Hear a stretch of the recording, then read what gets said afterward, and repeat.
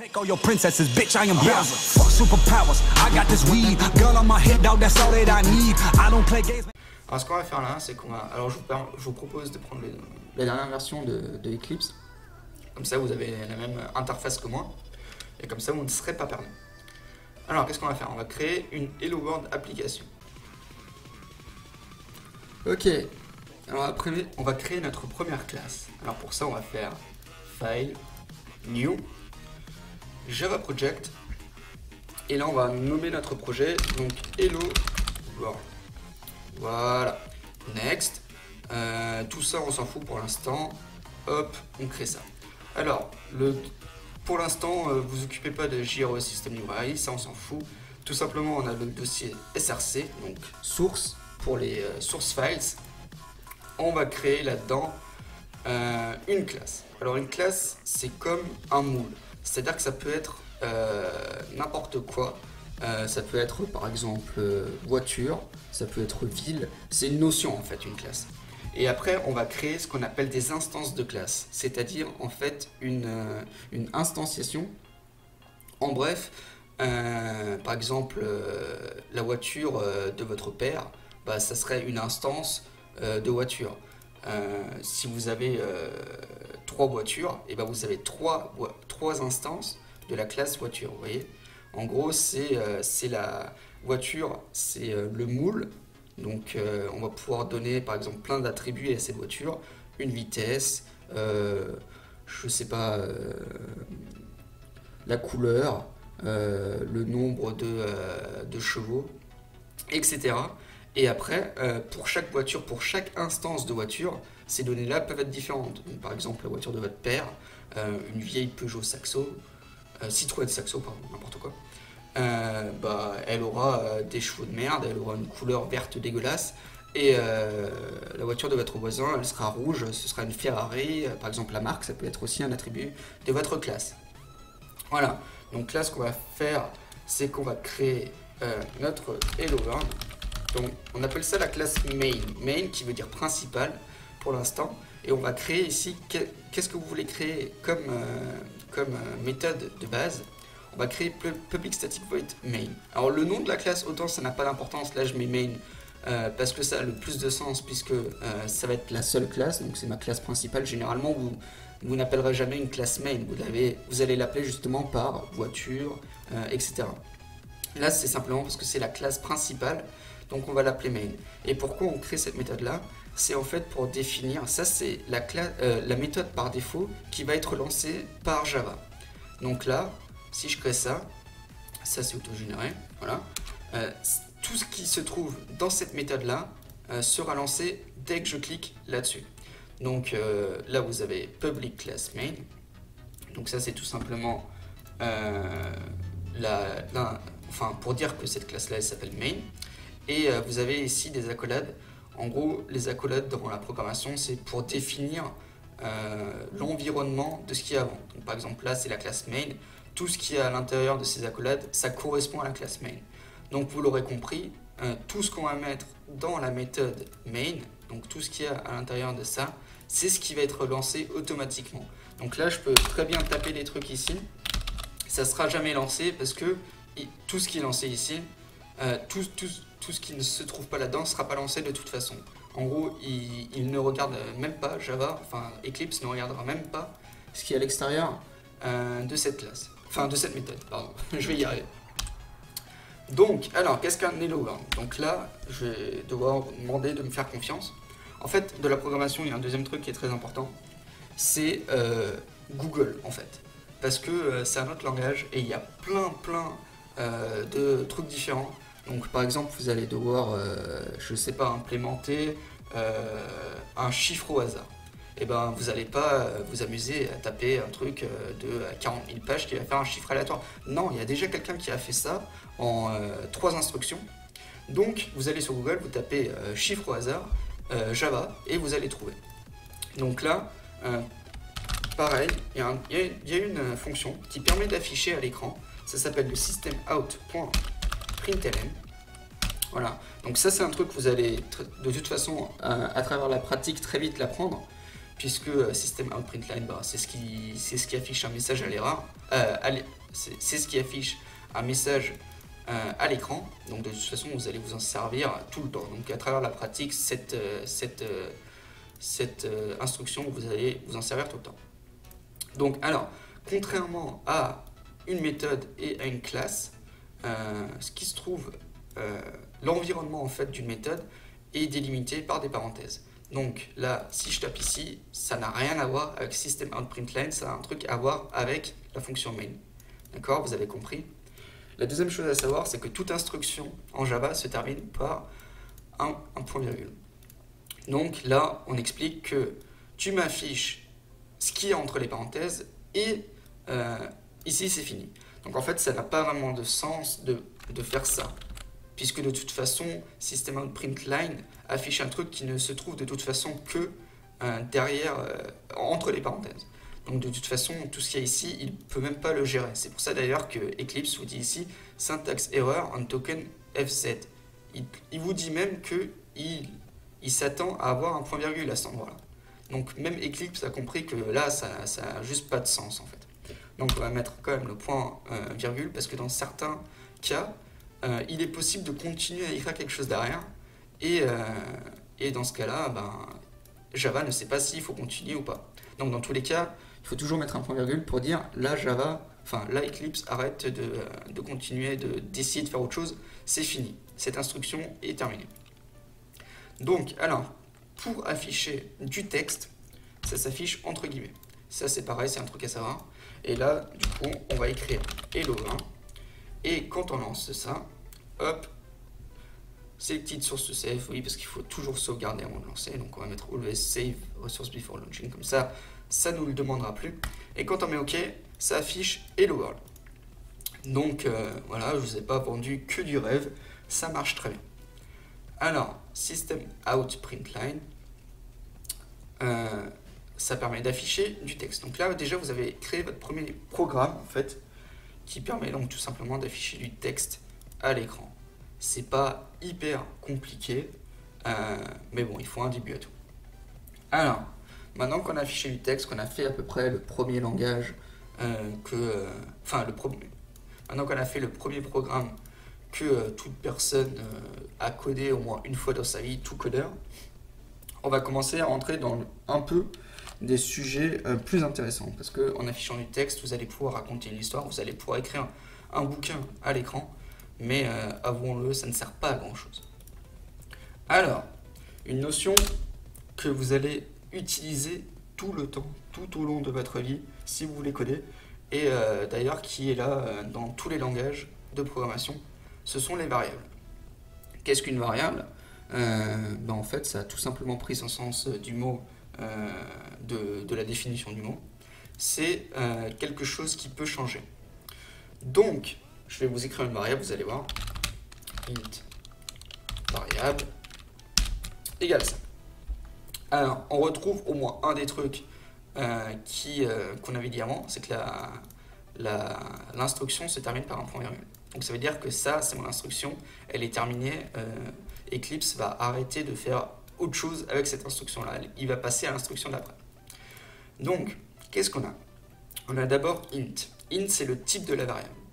Donc, en fait, contrairement par exemple au PHP où vous pouvez simplement écrire var et la variable s'adapte à tout ce que vous mettez derrière, donc ça peut être n'importe quoi.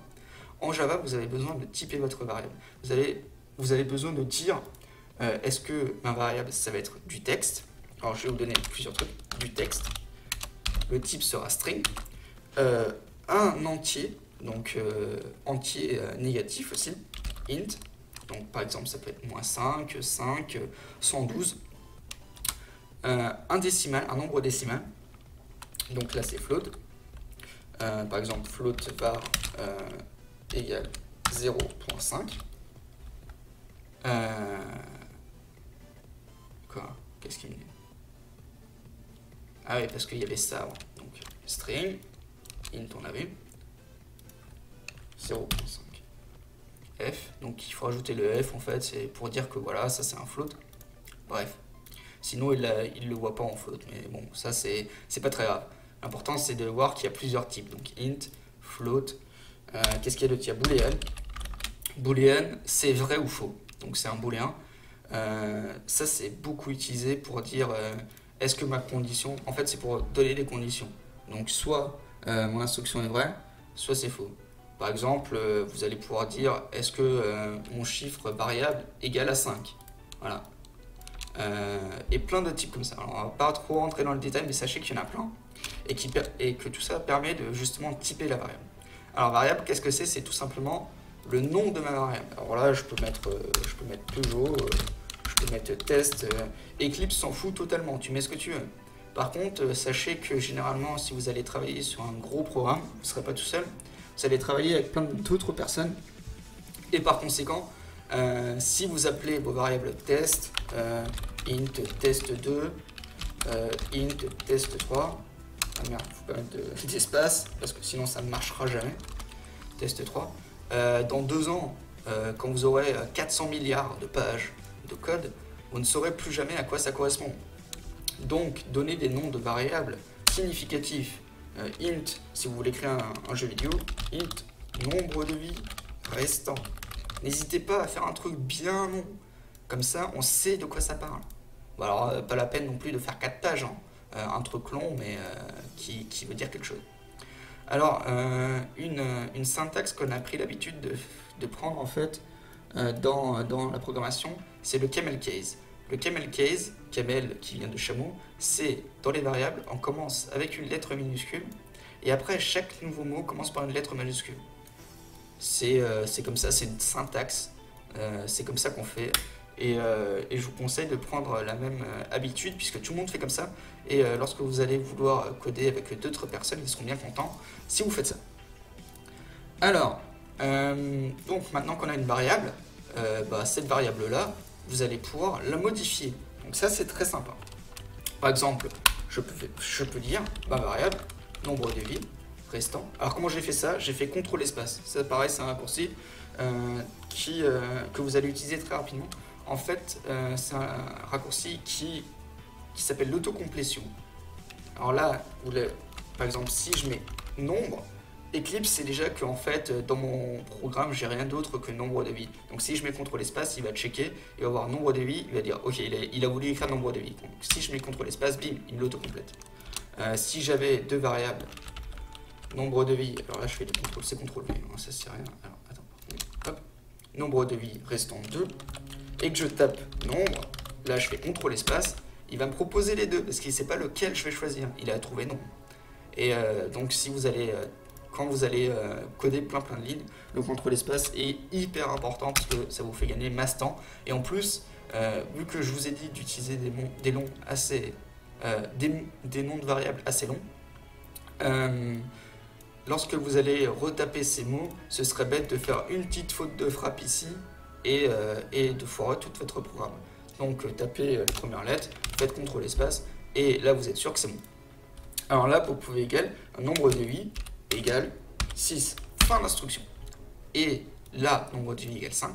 Là, nombre de vies égale 6. Alors, pour vous prouver encore une fois que je vous ne raconte pas de conneries, on va l'afficher. Donc, système. Alors, attendez. Système. Alors, pour taper système out print line, il y a un truc qui s'appelle le sout.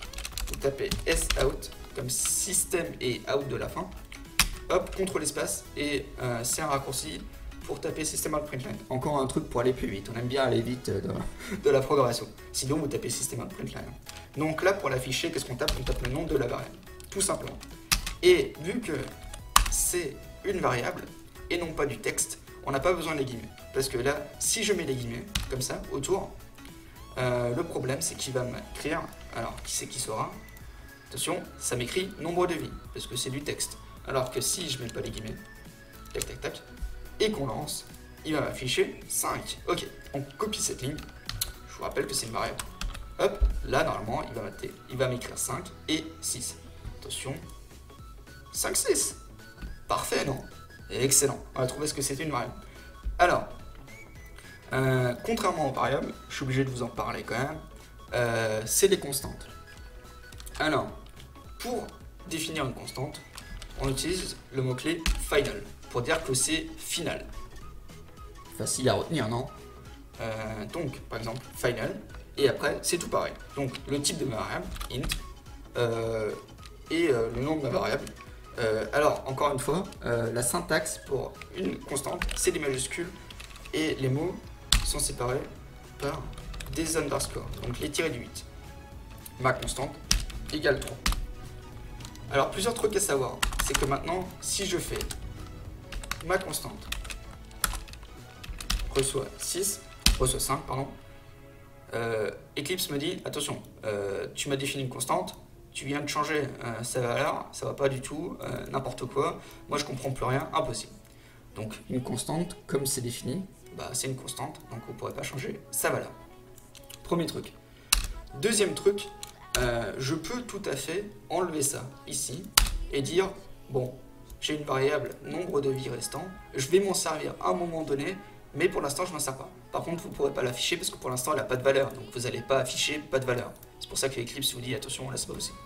Mais par contre, ça c'est tout à fait possible. Int nombre de vies restant, et après, là vous avez 1 milliard de lignes de code, vous tapez nombre de vies restant égale 6, et après vous affichez nombre de vies restant. Ça fait, attention, 6. Ouais, normal. Donc ça c'est tout à fait possible. Alors, on enchaîne. Maintenant qu'on a vu les variables et les constantes. Alors vous allez me dire quand même à quoi ça sert les constantes.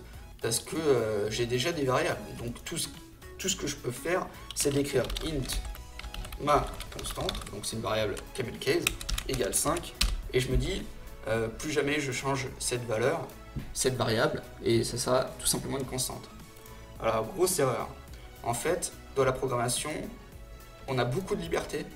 Mais en fait, le piège, c'est de s'en servir. C'est-à-dire que vous allez travailler sur des milliers de lignes de code, sur des centaines de pages de code. On est obligé en fait de nous auto-brider nous-mêmes.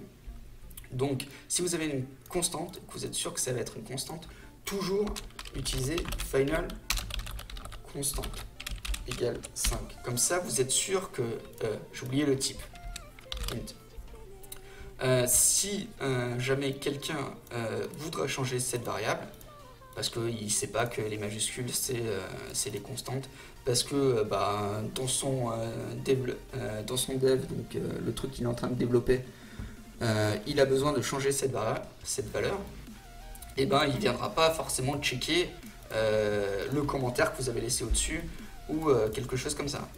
Donc toujours brider vous-même pour pas faire d'erreur par la suite. Faut toujours essayer de faire ça.